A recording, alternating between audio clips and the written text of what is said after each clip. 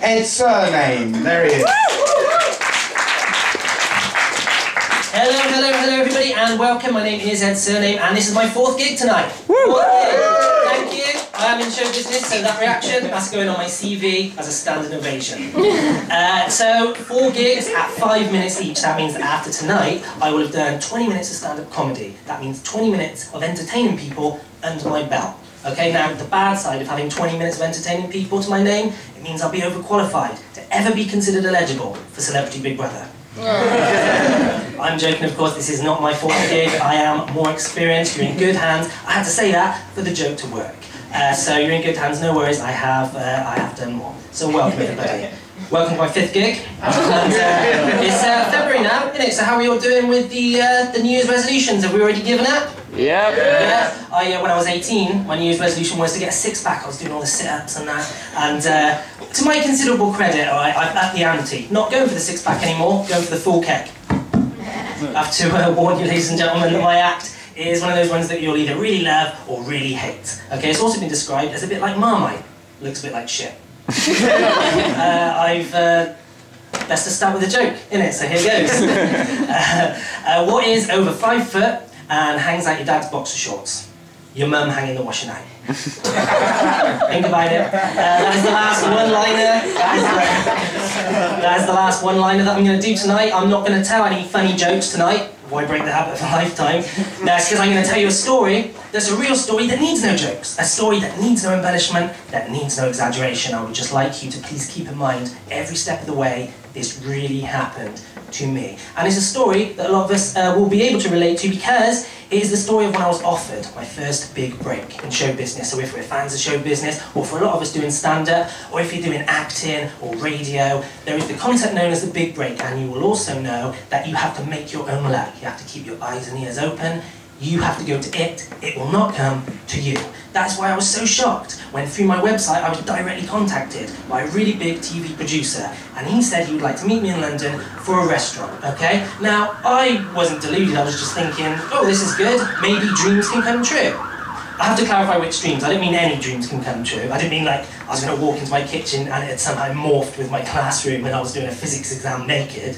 I mean like dreams can come true, like ambitions can come true. So when he said he'd like to meet me in London, even though I didn't live in London at the time, it was a 9-hour coach trip. I thought totally worth it. So I was so excited in the weeks coming up to it. And on the coach trip, I was going through every single question he could ask me. I thought of every answer to every question he could possibly ask me.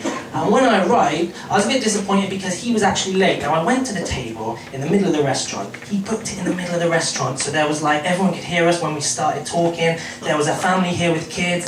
There was a blind date here that was so awkward it ruined my day. And he was late and I was thinking, what, have I been professionally stood up? This is the worst thing that could happen. I've come to London, 9 hours, expecting my big break, and he hasn't showed up. That was not the worst thing that could have happened. The worst thing that could have happened actually did happen, which is he actually did show up, and he was an 18-year-old fantasist with no TV contacts at all, called Leroy. And when he started talking, he was just talking gibberish. I couldn't understand him, like, just gibberish. He was speaking in sentences, I just couldn't understand him. Like, if I'd have swallowed a tin of alphabeti spaghetti and shat the bed, the sentence it made would have made more sense than him. On the plus side, we were giving the blind date table a lot of gossip, and they'd actually started a conversation based on it. So, swings and roundabouts. And then, you remember I said I thought of every single answer to every question he could possibly ask me? No. He asked me this. Everyone can hear, middle of the restaurant, and I'm thinking it's going to be my big break. He said, Ed? I said, yeah. He said, do you think in porn the dwarf has ever been cast as a dildo? The dwarf. The dwarf, like he's a compulsory cast member. I said, you need to tone it down, Leroy, they can listen to us, come on. And I felt, have you ever been in that situation where it's like, I mean, it was me that was the victim of the situation, but I was like, I felt sorry for him a bit, and I thought, well, I'm here now, and I'm hungry, so I'm going to stay. However, until he said the next thing, because it frustrated me. He said, the stand-ups here, you're probably familiar with, you know, when people go, oh, you should use this in your act? He said to me, I've got a joke that you can use in your act. What's black and white and red all over? A newspaper. I said, no, that's not your joke. Am I right in thinking, everybody, that we're all familiar with that joke as being like a classic joke? It's not a funny joke, but it's in the same vein as like why did the chicken cross the road, or something like that. I said, that's not your joke. He said, okay, I'll work on it. I'll try and improve it. I'll get back to you. I said, and then you can use it in your act. I said, well, I can't imagine anything from this day ever being used in my act. And by now, we were giving them so much gossip, they were actually getting on like a house on fire, the blind date table. And I said, look, I can't, they've heard too much, right? Everybody, we need to go from this restaurant. He said, well, I know another restaurant down the road. I said, perfect. So he took me down the road. This really happened. Took me down the road, round the block, round the corner. We went into another restaurant. We sat down. The waiter looked at us like we were nutters. It was the same restaurant with different entrances. The blind date table was engaged.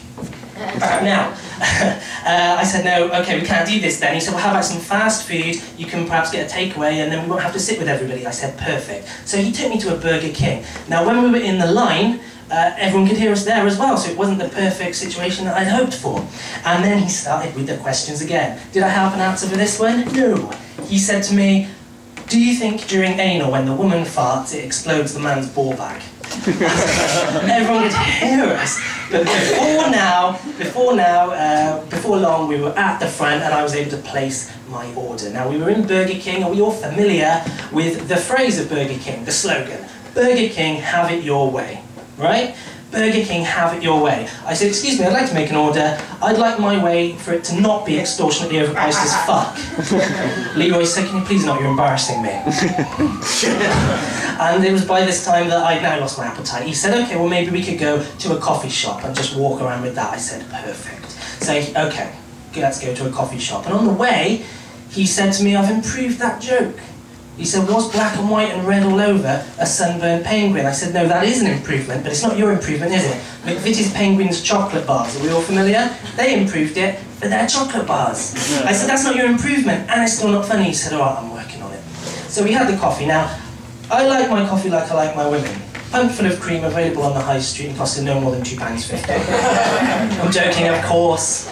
£1.50. So after the coffee, I was pleased because I'd stuck it out the whole day, and it was time for me to go back on my coach. And I was thinking the day's over. So I went to the coach, and he walked me to the coach. Day wasn't over yet. And when I got on the coach, there was loads of elderly people on there. I said to myself, thank God he's not coming on with me, because I'd be sitting with these elderly people, and he'd just say something embarrassing. No problem of him embarrassing me now, though, because he's on the other side of the glass, I'm in the coach, and he's just waving me goodbye. He cannot affect my day anymore. As the coach drove off, this really happened, wing mirror smacked him in the head.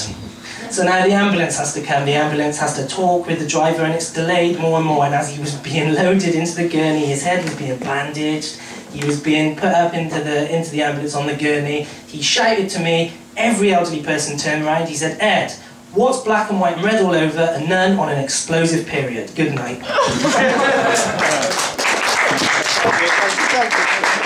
Thank you very much indeed. That's another fine participant.